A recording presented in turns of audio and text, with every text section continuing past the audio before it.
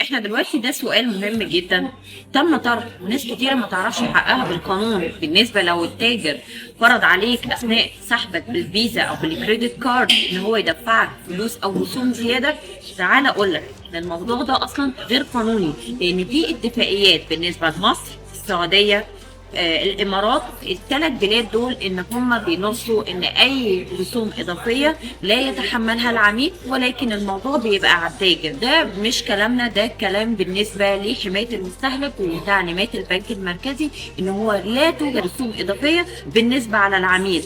انما لو لقيت المحل بيقول لك هتدفع فلوس زياده على الكريدت كارد او الماستر كارد او الفيزا تدفعها رسوم، طبعا قول له لا، قول له وريني القرار اللي بيقول ان انا بالنسبه كعميل اتحمل الرسوم الاضافيه.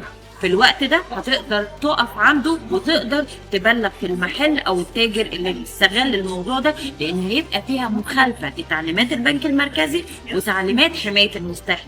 في الحاله دي بيتم سحب الماكينه الخاصه بالكريدت كارد او الماستر كارد. واعرف حقك بالقانون، ما تسيبش حد يدفع.